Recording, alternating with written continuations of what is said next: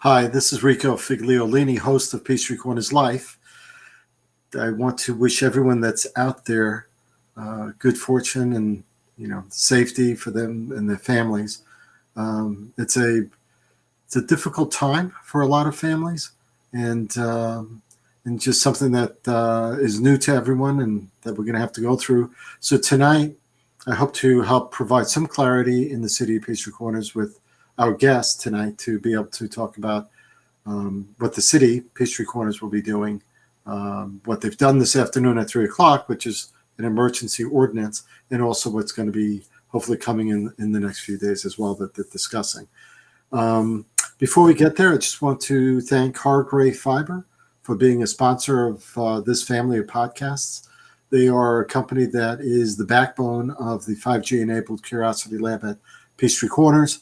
They provide affordable IT services, bundled services, both to small businesses and to enterprise level. If you're teleworking at home, they are a company that's looking to be able to help you as well, to be able to make that an easier journey. God knows we're all teleworking at this point, it seems. And if you're not, you're probably an essential worker, and I wish you Godspeed on that.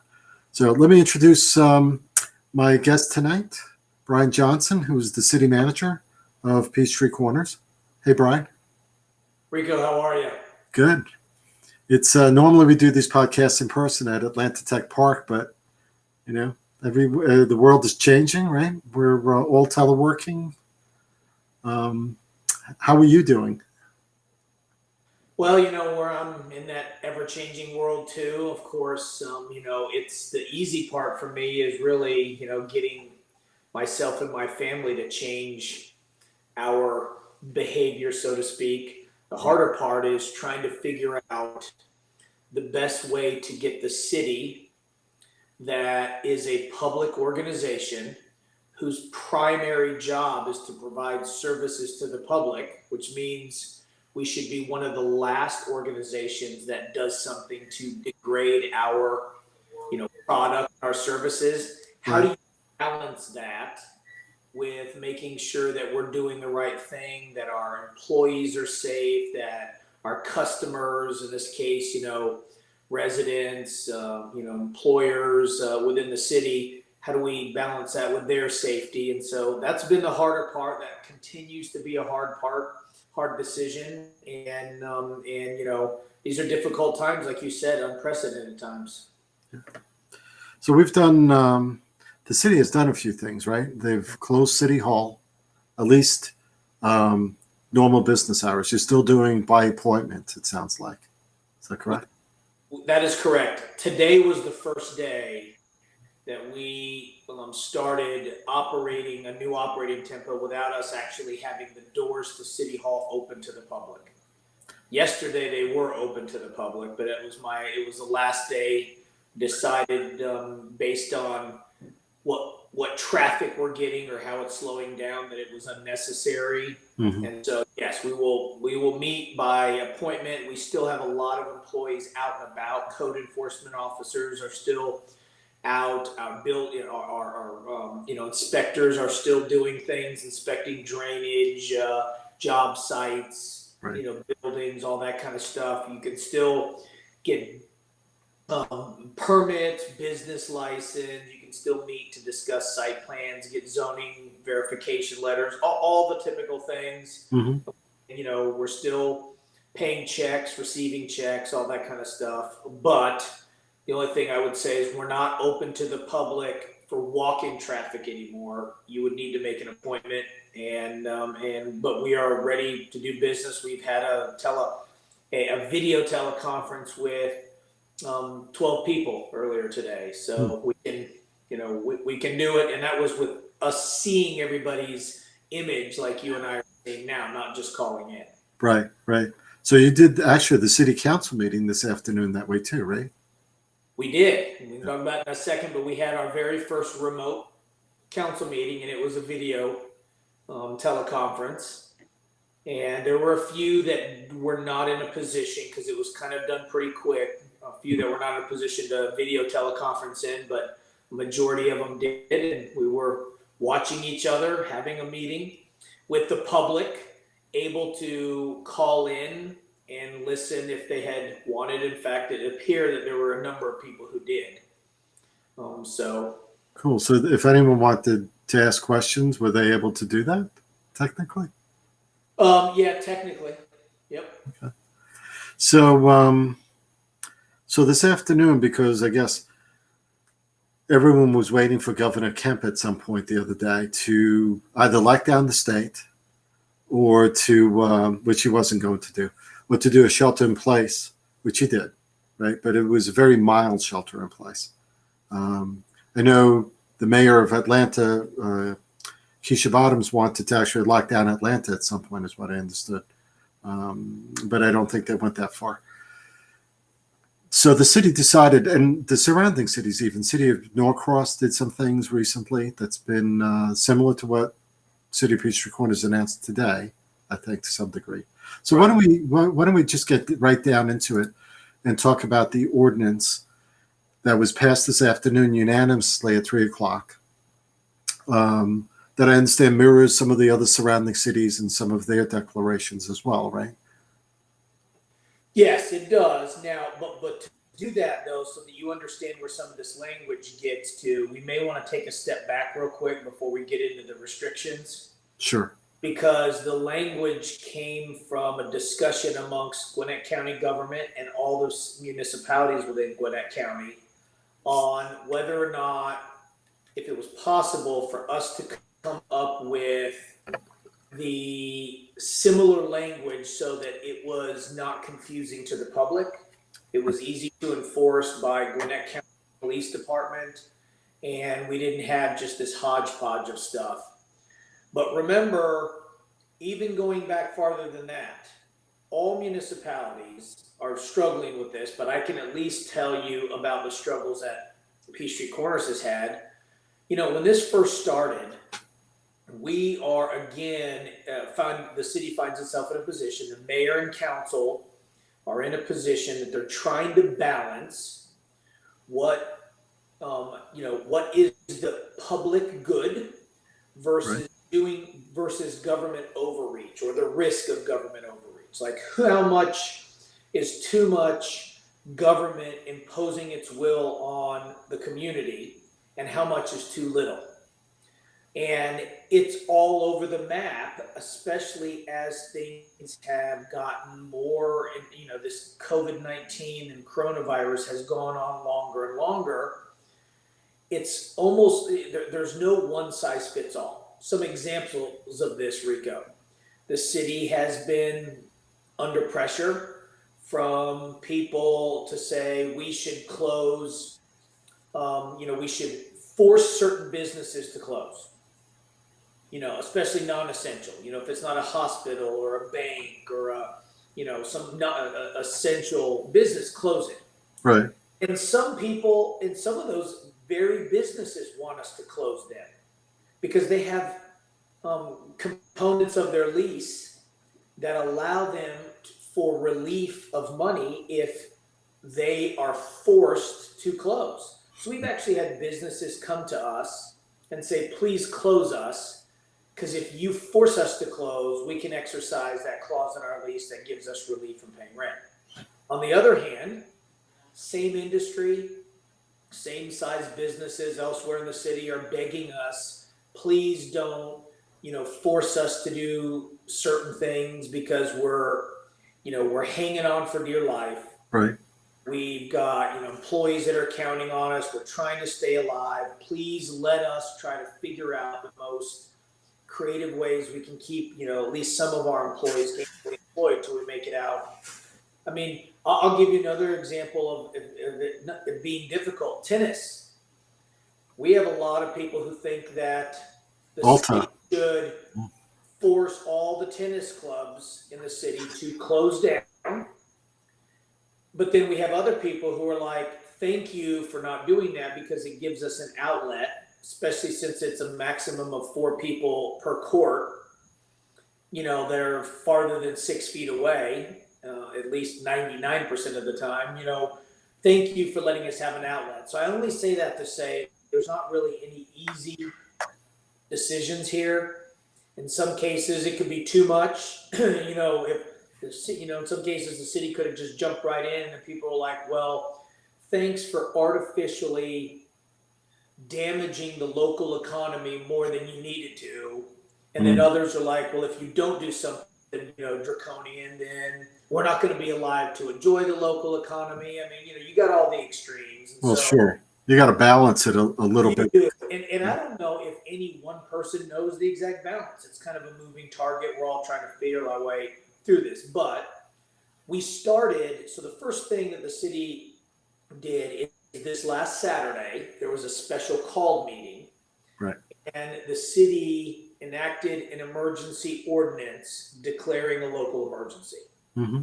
And that emergency declaration was for the purposes, and really that kind of was the result of things even at the federal level starting to tighten up. It was the Monday prior to that meeting in which the White House issued the no more than 10 people guidelines, guidance. Right. So mayor and council were kind of like, okay, this is starting to get real. Let's talk about if this thing keeps getting worse.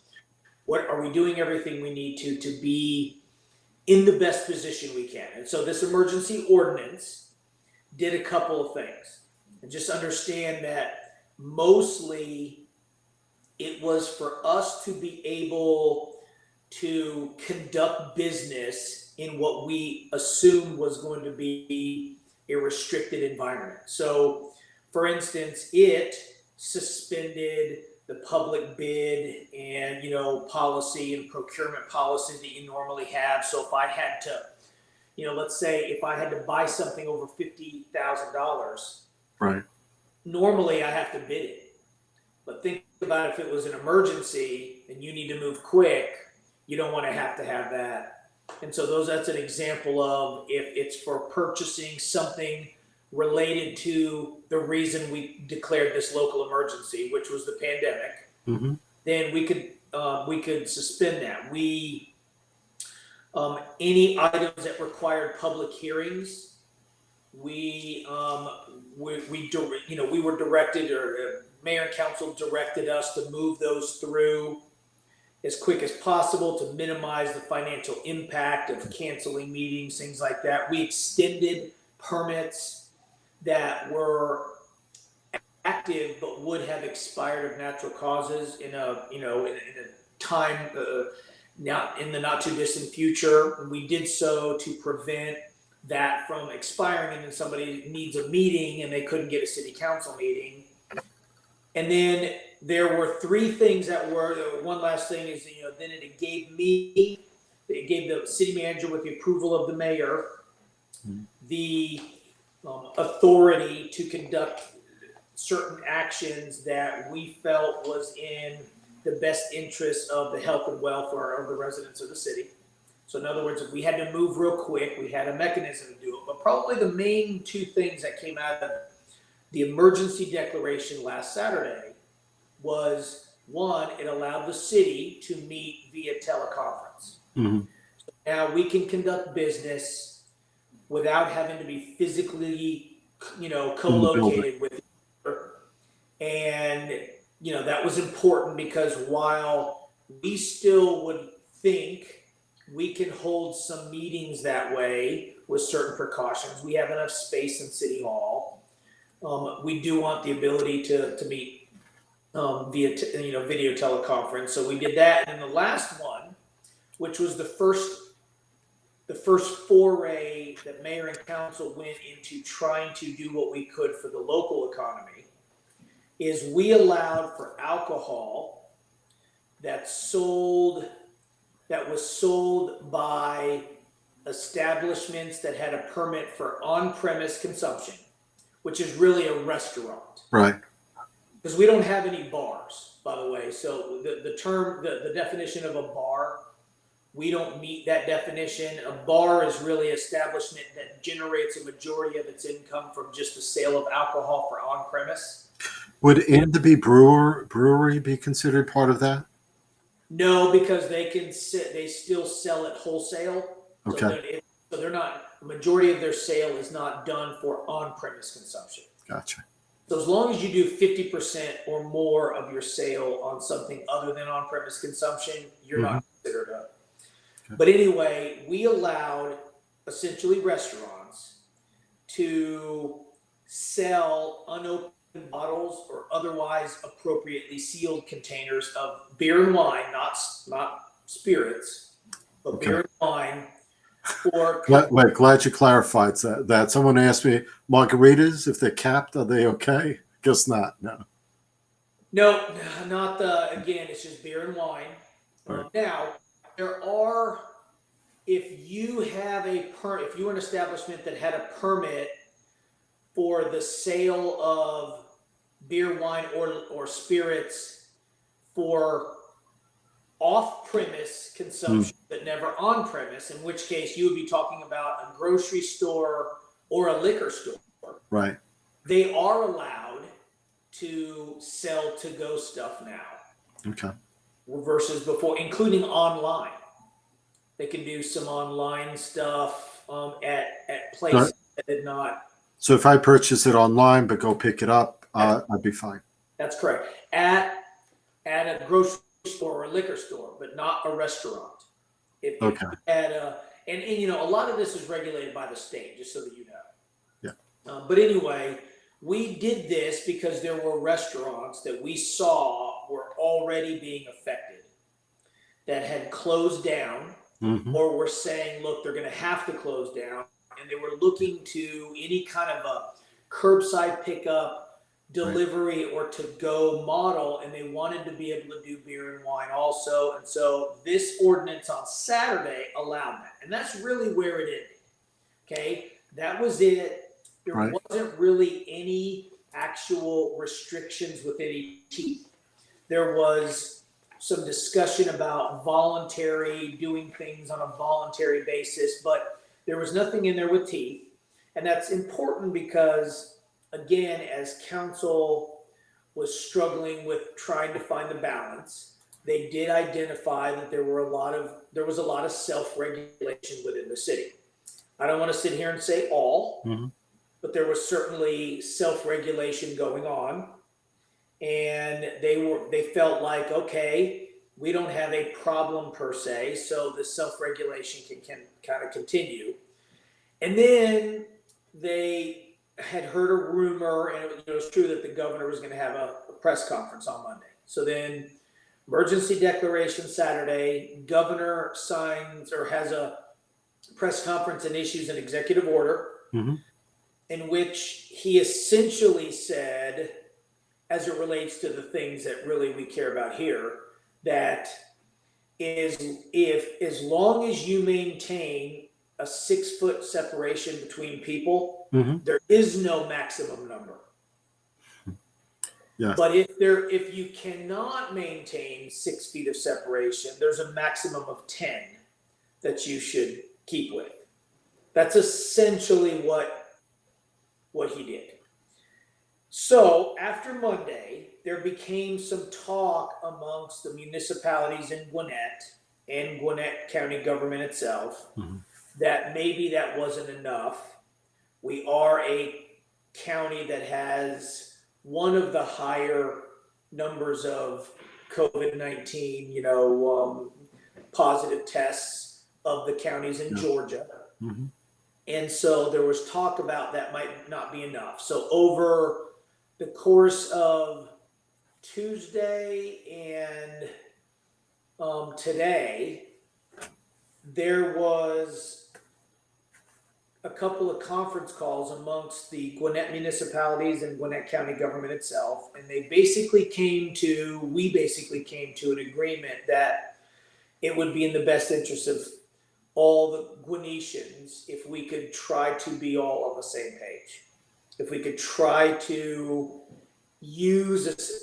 essentially have the same restrictions in place so that there was continuity. And Gwinnett County government offered to write the language, and they did so, they said, because it was language they're going to adopt for unincorporated county, and they did it.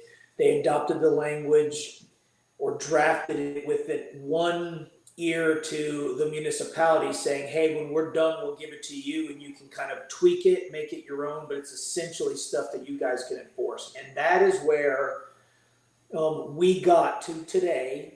And that is where we ended up having language that we adopted, which we can talk about when we're ready, on what those restrictions are. But so for the first time, we do have actual restrictions in place to regulate activity. Now, do you know if all the cities in Gwinnett County have adopted that already?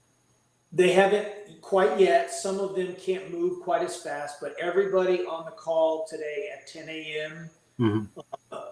Through a roll call said that they were going to adopt this language. I mean, there may be changing happy to glad or some Sure. tweaks there, but essentially it was the same restrictions, and they all went through and said, yes, we will do that.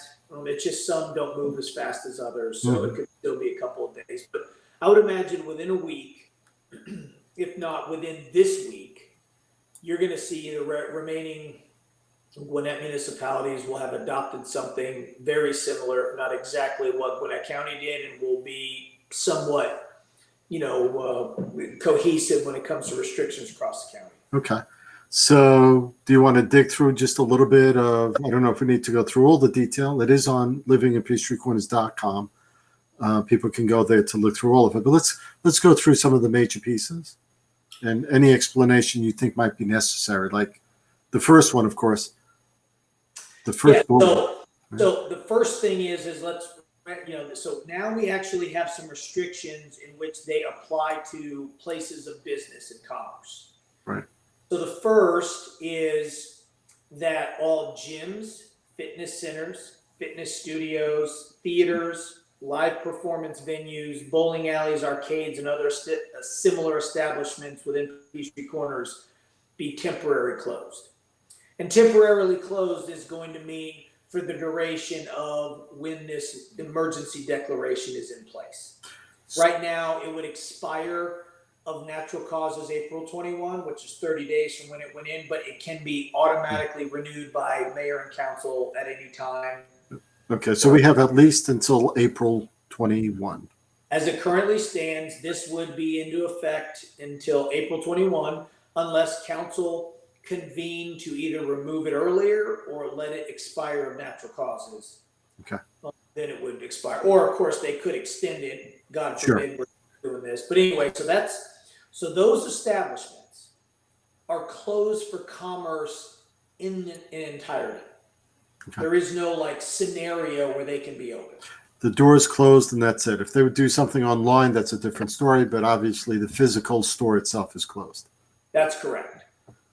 So then the next part would be restaurants, brew pubs, breweries, and other eating establishments in Peachtree Corners are to cease offering dine-in and or outdoor patio service. Okay. That would be the other part. And that's significant. Now, those eating establishments, they continue to prepare and offer food to customers through delivery, takeout, or drive-through service. So they don't have to close their doors. They just cannot do dine-in at all, regardless of how many people are there or what distance they are. So just to be clear, curbside is okay. You could go into the store to take takeout food, though. That's correct. You just can't eat in the store. You can do curbside, you can do takeout, and they can do delivery, but you cannot dine in. Okay. Regardless of how many people are there or how far they're separated. So no more dine-in establishments. Okay. Now, it is important to note that there are a few on-site dining services that are allowed to continue because they have an essential service they're providing, meaning on-site dining services at hospitals, nursing homes, assisted living facilities, those kind of things. They get to keep their in-house dining open because they're serving a public that has a need for that. Right. So then we went into the alcohol, the carry out, off-premise consumption from somewhere that had an on-premise consumption permit. So that's all, well and good. And then the last one that Gwinnett County put into the language of this before they added the governor's executive order language Okay. is this: all employers or businesses which remain open for use by the public, meaning everything else that we just didn't talk about.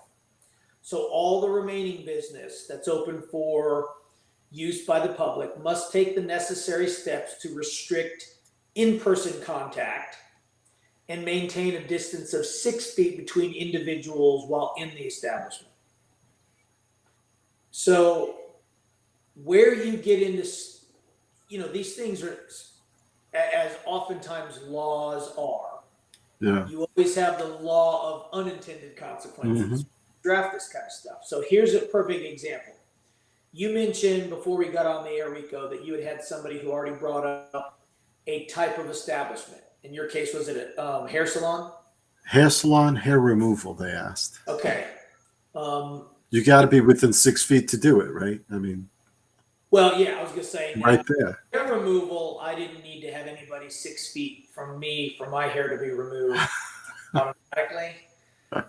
But yes, hair salons, Right. nail salons, massage parlors are ones, I mean, in some cases tattoo parlors, they are ones in which you have to be close. Someone even asked adult entertainment stores. Well, I don't know. That one, I think you could be farther than 6 feet apart from somebody. Seems to be. But the ones that you can't, if I'm going to get my nails done, somebody's got to get within 6 feet of me. Right. So here's the question. They're not named in the language that Gwinnett County adopted or that the other Gwinnett municipalities are going to adopt. Now, of course, mind you, all of us can add to ours as we see fit. But the question would be, okay, they weren't named like other establishments were named, because that could have easily been added to fitness centers and Right. bowling alleys. We could have said nail salons, Mm-hmm. but they didn't. So in one regard, somebody would say, oh, they're okay. But then somebody else could say, no, they're not, because it says that, any business that remains open to the public Mm-hmm. must restrict in-person contact and maintain a distance of 6 feet between individuals while in the establishment. So- Now, when they say the word individuals while in the establishment, is that customers? So let's say you and I both went to get our hair done, let's just say. But if we went in there at the same time, Right. as long as we're 6 feet apart, are we okay? But then the person providing the service isn't, or is it not? And again, you can make an argument. So do we want to add some clarity here? Because all employees and businesses which remain open says for use by the public must take necessary steps to restrict in-person contact, right? So, I mean, that would mean a nail salon, a hair salon. But can we add some clarity and say that's what it is? Well, I mean, but then you could also say, so if I'm a nail salon, I could say, all right, well, I took the necessary steps to restrict it. I did everything I could, but I can't eliminate it. So I did what your ordinance requires, which is I restricted it, but I can't eliminate it because it's part of my business model. Well, how does that work? Right, it's part of the business. So technically, I would look at that and say hair salon should be closed, though, because, I mean, you're right on top of the person doing the work. There's no 6 feet separation. And I'm not saying that you're wrong. I'm saying in times like these, when people are sometimes scratching for a living for dear life, they're not going to be in a position to say, "Oh, well, okay." I get it your way. So I'm only saying that to say there's still more work on these kind of things that have got to be done. There's more clarity that's got to be provided. There's not. So on that particular instance or those particular professions, right. I cannot answer definitively like I can the other ones. So because it goes down to the same thing for a med spa, or because that's not named. Yep, a spa, yeah. Right? Massage, Yep, med spa, hair removal, Botox. you could like take a garden rake and from a distance, run that over somebody's back, and maybe that's a. But no, you're right. I mean, in all seriousness, these are things that you can't. Nobody could argue that you can maintain 6 feet, but again, you could also, there are some cases, that there are other essential businesses that you can't also.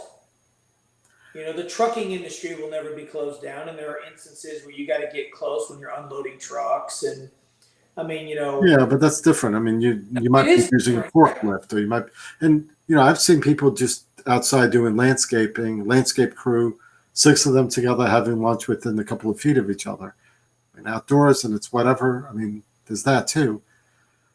So that comes down then to, if there's no clarity, because I don't see clarity, quite frankly, on that. There is. Yeah, we're going to have to provide some. We'll be working on that tomorrow, but right now. Yeah, I would imagine you're going to have to update this, because there will be people saying, well, if we have to be closed, like a gym, which theoretically they can separate themselves way better than a hair salon, for example. Why is a gym closed and not a hair salon? Right? Now, and again, let's not forget what I said early on.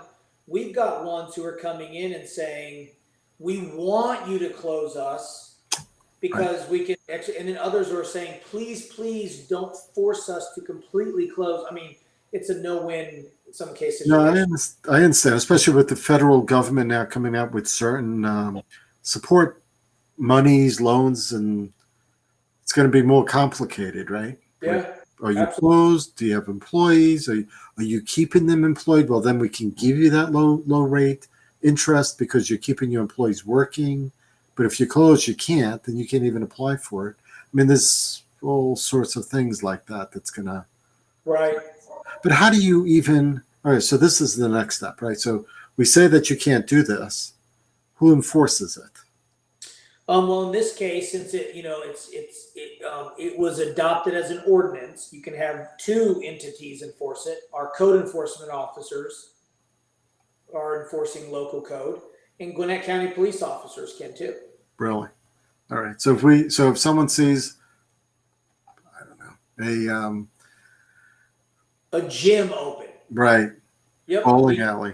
Then somebody, a code enforcement officer, can go over there. Police officer can go over there and shut them down. Right.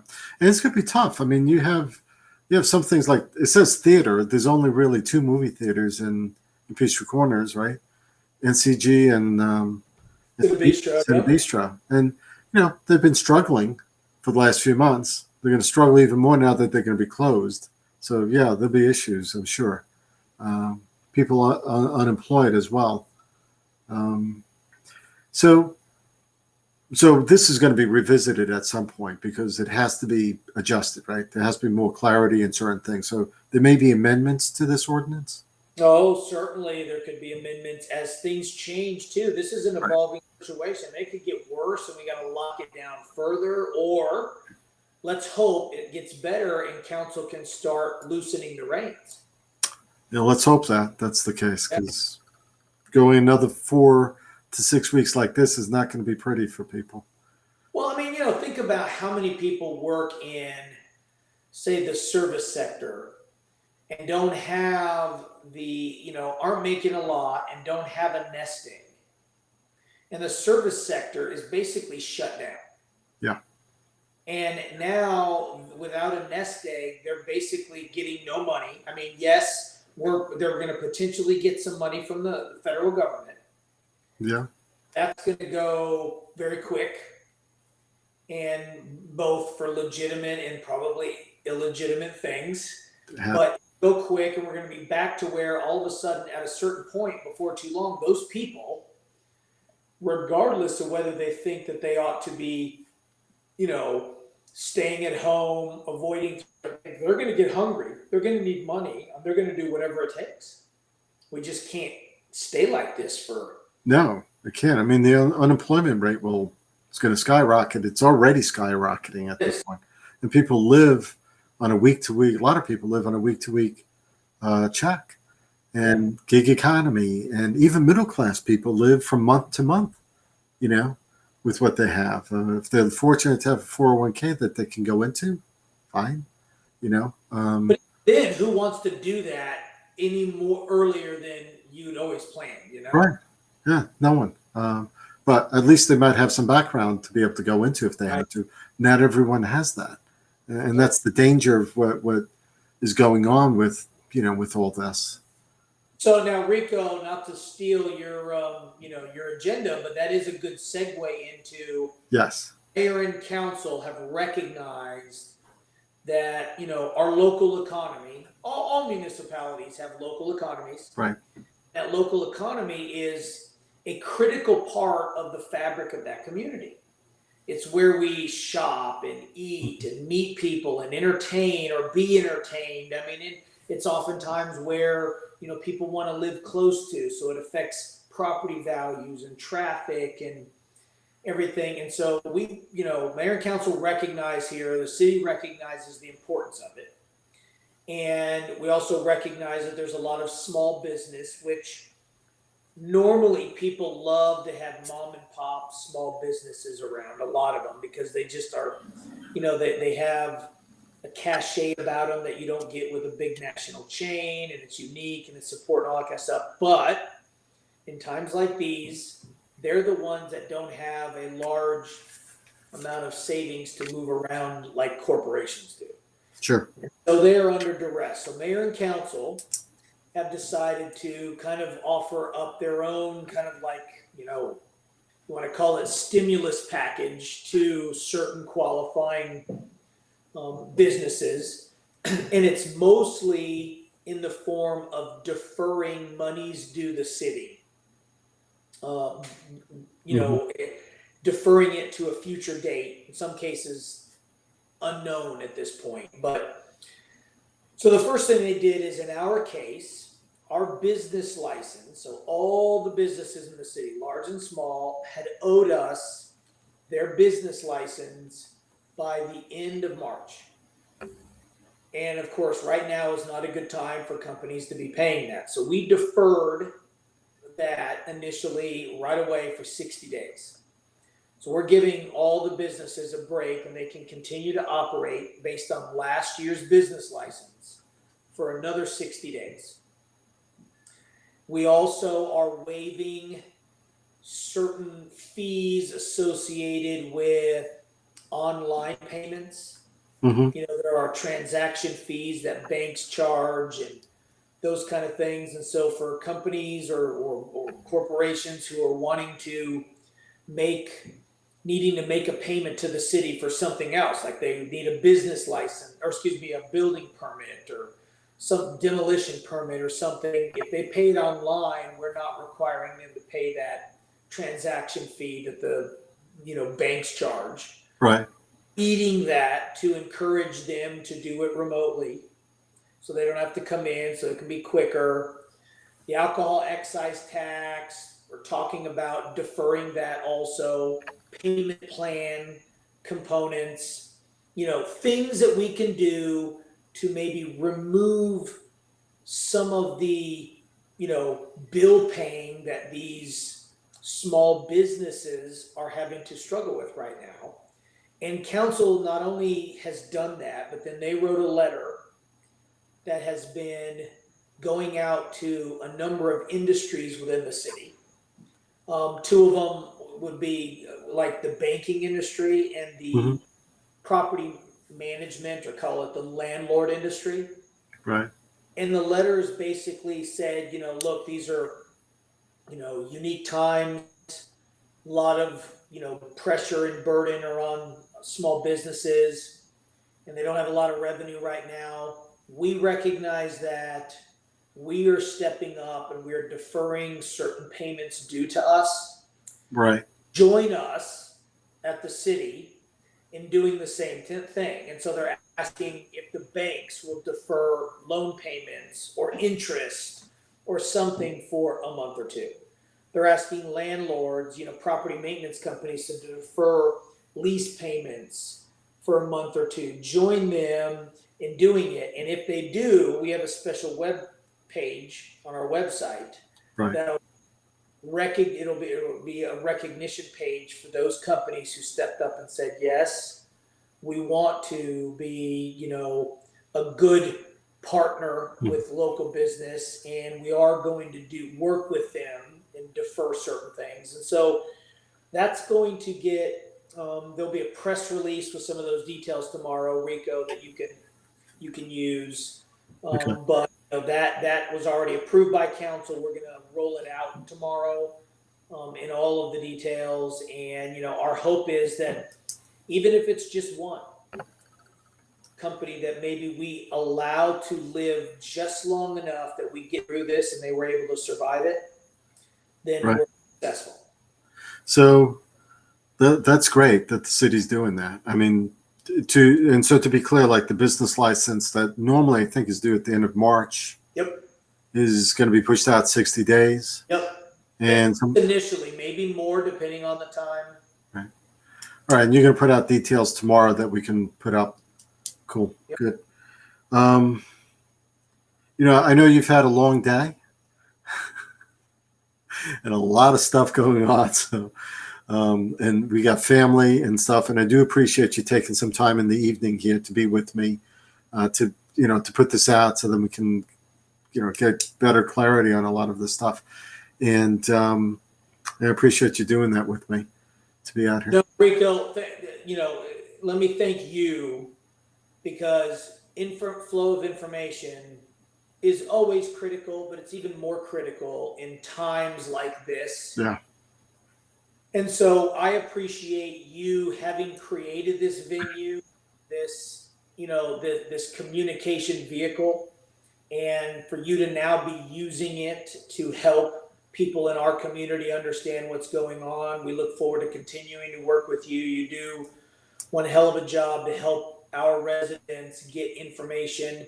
In some cases, that's, very, very official, important, and in other times it's touchy feely, and, Right. makes you, but it's what makes a community a community. So thanks for letting the city use you to help inform our community that you and I both live in also. So, we look forward to continuing to work with you going into the future. Let's just hope we get through this quick. Yeah, let's hope that too. Want to let everyone know that this is the beginning of a series of podcasts we're going to do on a regular basis here, starting with, obviously starting tonight, but I'll be inviting on different business people. I'm hoping to get some of the restaurateurs on with me for short segments, 15-minute live streams to talk about, what their challenges have been, what they're going through, to bring them on. Because there are a lot of places, even though even before this ordinance, that the dining rooms were closed, but they're doing takeout, they're doing curbside pickup. Unfortunately, a lot of the wait staff had to be let go, maybe. And some of them, like Noble Finn and Cliff Bramble, are supporting their people even in this situation as well. So I'm hoping to, that we can get some good stories on here, people talking a little bit about what's going on in the city, in a good, safe environment, that we're not all sitting around a podcast table like 3 feet from each other. But this is kind of good to be able to do this, and I'm working through how we can get 3 or 4 people on a panel on this type of discussion where we can take this further. Don't forget support local restaurants for sure. Support the nonprofits that are out there that are looking for, the normal things that like Norcross, well, actually it's called Neighborhood Cooperative Ministries now. It used to be Norcross Cooperative Ministries. New place they're in. We're going to have an article about that in the upcoming issue. It'll probably be online just before that issue goes out. We're doing a story in Peachtree Corners magazine that you should be aware of that's doing good, homegrown nonprofits, and we're going to discuss and cover some of the local nonprofit organizations. We're wrapping up a sports article on youth baseball that Brian here helped give me that suggestion. I thought that was cool. They're wrapping that up. I think we got most of what we need there. Middle school soccer is being taken care of as well, in a series of community stories, starting with North Manor and the history of it. And we're going to be hitting every issue. We're going to be, God willing, come out with the June and July too, and keep going. And we're going to be hitting other neighborhoods and talking about the history of those neighborhoods and and what they're about and stuff. So there's a lot of things coming out. Some of it will be on our website at livinginpeachtreecorners.com. Blood drive, very important. There's one that's happening, I think, this Friday maybe, at what Planet Smoothie is. I'll put that up. We've been sharing that online. Sorry, I don't have the details for that, but check our website and our Facebook page. So, Brian, thank you. Appreciate you coming out. Won't hold you any longer, and be safe out there. Okay. You too. We'll be in touch, and keep doing what you're doing, Rico. Thank you, Brian. Take All care. right.